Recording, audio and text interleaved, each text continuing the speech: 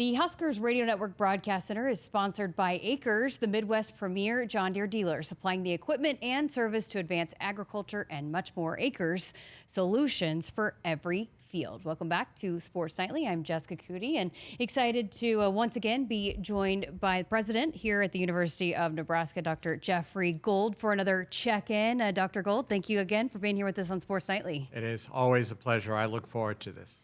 Well, we're in the heart of the summer. A lot of things going on for a lot of people. Sports, preparing for the upcoming season, people traveling, maybe taking summer school internships. What do you have planned for the summer?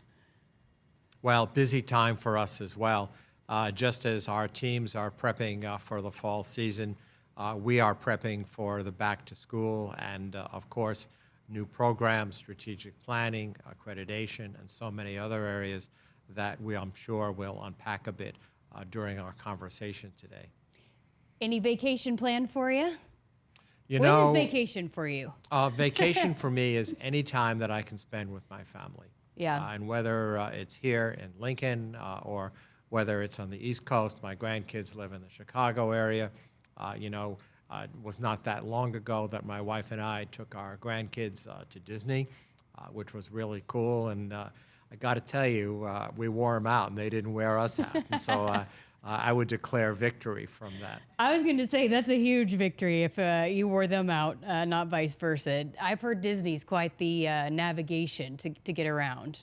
Over a course of 4 or 5 days, we racked up almost 100,000 steps. As a matter of fact, just over 100,000 steps. And you'd think for 8-year-old kiddos, we'd wear them out, but they were raring to go.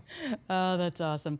Well, you had talked about the upcoming launch of the strategic plan. What can you tell us about that effort and why is it important to the University of Nebraska? Well, strategic planning is a very, very important process, but the implementation of the plan and the accountability for the implementation of the plan is what really counts. So we have gone through the writing of 5 foundational pillars. We've gone through the writing of 16 strategies. They've been adopted by the Board of Regents in our public board meeting back in April. We've got a full set of metrics now, including where we are today.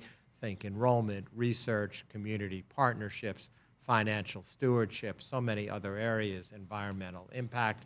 And now we're actively implementing that with accountability down to the campus level and down to the college level. And so that is really where the rubber hits the road, is where individual campuses, colleges, departments for that matter, individual faculty members and staff members figure out where do they fit in to this strategic planning and what responsibility do they personally have as it relates to our roles in all of these different areas. And, the answer to the question of what are we planning, we're planning growth and more growth and more growth, which means workforce production, which means research grants and contracts, which means patents and copyrights, which means creative activity and discovery, which means more public and private partnerships, and of course, as is always the case, stewardship of our very precious tuition dollars, of our state dollars, and of course, the philanthropic dollars that make this university so great. Love that. Great stuff there. I know there's also been some conversation around joint accreditation between UNL and UNMC. What does that mean? Why is that significant? Well, before 1968, when the University of Nebraska system was created with a stroke of the pen of the legislature, UNMC and UNL were jointly accredited. And at that time, it split. But that joint accreditation will allow us to do things and to be recognized in ways that we historically have not been for the last 50 or so years.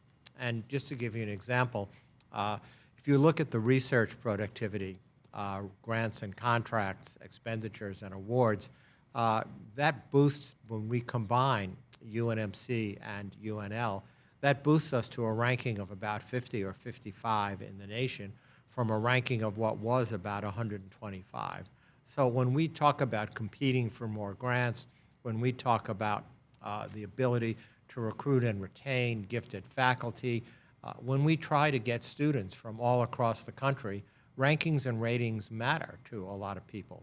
And, we've talked a lot about the AAU, or the Association of American Universities, and as you know, is widely known in our audience, we were an AAU member, a founding member of the AAU for almost 100 years, and then back in 2011, were asked to step out, actually summarily booted out of the AAU, and not that recognition and an invitation to rejoin is the ultimate goal of all of this, but we do want to be able to compete for the same things that all of the other 17 members of the Big Ten and all of the other members of the AAU can compete for, which is the top-tier faculty, the most gifted students, the best research grants and contracts, public partnerships, et cetera. Or put differently, how can we best implement our strategic plan for growth?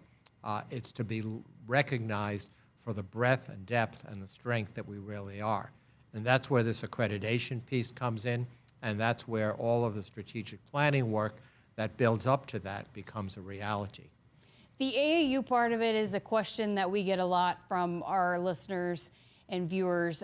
What do you think the process of that? Do you have hope that that will be something that Nebraska can get back into, the AAU? Well, you know, we all hope that we can get back into the AAU, but I learned a long time ago that hope is not a plan, and it's by invitation only. There's no application process. It's not like you fill out a form and click send, and there's a 3-month or 6-month time window.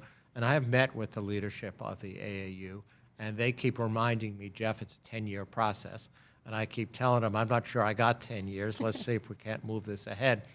But these changes we've talked about in accreditation and building upon the excellence of our faculty, at the end of the day, this is not about administrative structure.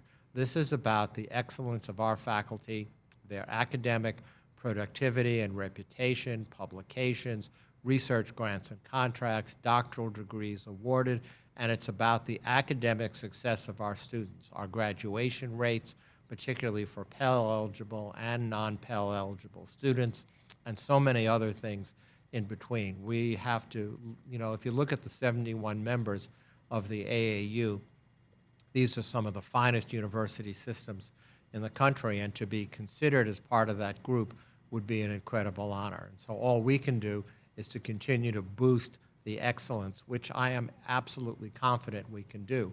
What the timeline will be for them to reach a decision, I have no clue. Fascinating. Well, the last time you were here, you chatted a little bit about this, but I understand that the board will be voting soon on the next chancellor for UNK. What can you share about that and why you found the right fit? Well, I'm very sure we found the right fit. Dr. Neil Schnorr, you know, is an amazing individual. He was actually in the Department of Music and the band director at UNK for many years, and then was promoted under Doug Christensen's leadership to become essentially his chief of staff, and then from there spread his wings and went out to California, and then to become the president of a university just somewhat north of us, without mentioning any names, and applied for this job to come back to Nebraska. You know, he's a native Nebraskan, so he understands Nebraska, he understands UNK, but he's had the experience in other large institutions and small institutions as the president, because, you know, the responsibility stops right on the shoulders at the level of the chancellor in so many different ways. Now, some of it crosses my desk from time to time also, but a lot of it is really the vision and the energy of the chancellor. And the University of Nebraska at Kearney has had phenomenal leadership for the last year under Charlie Bicek, and for 2 decades before that with Doug Christensen. But this is going to be a very refreshing change. He's had the opportunity to meet with all the members of the board, but most importantly, to meet with faculty, staff, and students across the entire system, to meet with donors, community members, large and small corporations, farmers and ranchers, and the enthusiasm is really high. So it feels like a really good fit, and we need to roll up our sleeves and to do everything we can to make sure Neil's successful. Great stuff. Well, June brings a lot of the athletes back to start prepping for the fall seasons, the upcoming seasons. And so I know as that is underway, there's a lot of excitement for this upcoming athletic season. What excites you the most about the upcoming fall season that we're preparing for? Well, I'm excited about the athletic programs all the time on all of our campuses, but you're absolutely right. Summertime at once a day and twice a day practices. You know, I spend a good deal of time with our coaches. And by the way, congratulations to Danny on adding to her family. You know, really cool for her to do that and be as successful as she is in so many other ways. So I'm very excited about what the volleyball team is going to look like here in Husker Athletics. Obviously, the football program is continuing to come together. I got some time recently with Dylan Raiola, and just an amazing young man, and not just from his obvious athletic talent, but as a student, as a human being, just an incredible young man. And you know, the more time I get to spend with our student athletes on all of our campuses. I was recently with the wrestling team out at UNK because they won the Division II National Championship this year. I'm always impressed with the coaching staffs and, of course, with the students themselves. They are just amazing young women and young men. So I'll be there wearing the appropriate colors, all decked out, cheering for all of our teams. And, you know, there's just a lot to cheer about. I'm springing this on you here, but this is the summer, and I know we'll talk a lot about this, but what an incredible season just from start to finish a year ago. Do you have some favorite moments from the athletic season for Nebraska athletics?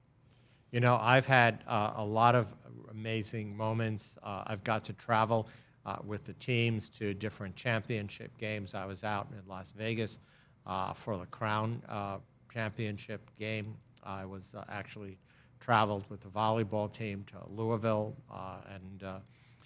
and those are all amazing moments. But I'll tell you, perhaps one of my favorites is when Troy Dannon handed me the game ball in our first home game as the incoming president of the University of Nebraska system, and to look out at the fans that fill those stands and to realize what the tradition and the history has been in Memorial Stadium. I got to drop the puck at one of the key hockey games at UNO, and again, to wear a hockey sweater, as it's called. Some might say jersey, but insiders know it's called a sweater. And to be in front of that amazing audience and to cheer on the team. And by the way, they won that night, and I can't help but think I had something to do with that from the stands. Those are moments that will live forever. Great stuff, as always. We appreciate your time here on Sports Nightly. Thank you for the opportunity.